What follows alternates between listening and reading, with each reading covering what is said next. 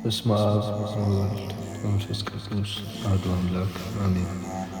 እንደ አምላክ በሚሆን በአብ በወልድ በመንፈስ ቅዱስ ስም መጋቢት 25 በዚች ቀን ከ72 አርድእት አንዱ የከበረና የተመሰገነ ሐዋርያ አንሲፎሮስ አረፈ።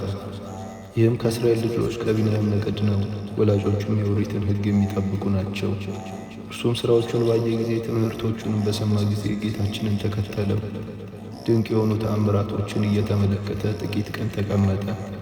ጌታችንን በአገረ ናይን የመበለቲቱ ልጅ ባስነሳ ጊዜ ከዚያ ነበረ።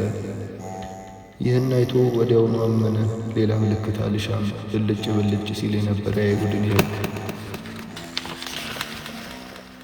ፋናን ትቶ ወደ እውነተኛ ፀሐይ ወደ ጌታ ኢየሱስ ቀርቦ ደቀ መዝሙር ሆነው እንጂ።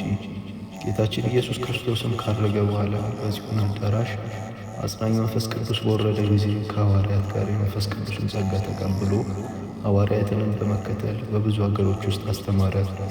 ሐዋርያትም በአገረ አቴና ኤጲስቆጶስ አድርገው ሾሙ።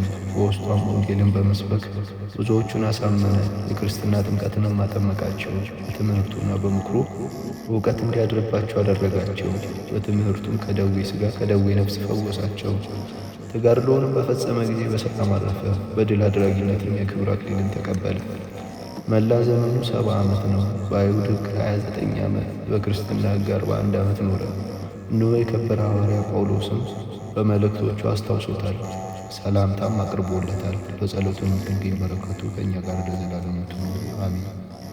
ዘአቅረብኩ እምኃሌተ አዘኪሬ ኃይላተ ለተጸምዱከ ዘልፈ ላነብብ ወከፍ ንዴት የመጽሐፍ ተረሰይ ከዚዮ ዛሪቀ መበለት ኩፈ መላቡ ላንስተርፈ ነቢያት ቅዱሳን በሐዋርያት ሰባክያን ሰማዕታት ጻድቃን ደናግል አድኅ መነኮሳት ባርኩ ባርኩ ጉባኤ ዛቲ መካን እስከ አረጌ ሊቁኑ ሕፃናት ለዘጻፉ በመጽሐፍ ወለዘጻፉ ዘይደርስ ለዘአንበቡ ወለዘተርጎሙ በልሳነ አዲስ ወለዘሰምዐ ቃሎ በእዝነ መንፈስ በጸሎተ ማርያም አራቂተ ኩሉ እምይእዜሰ ክቡረ ይማረን ኢየሱስ ክርስቶስ ክቡረ ይማረን ኢየሱስ ክርስቶስ ክቡረ ይማረን ኢየሱስ ክርስቶስ።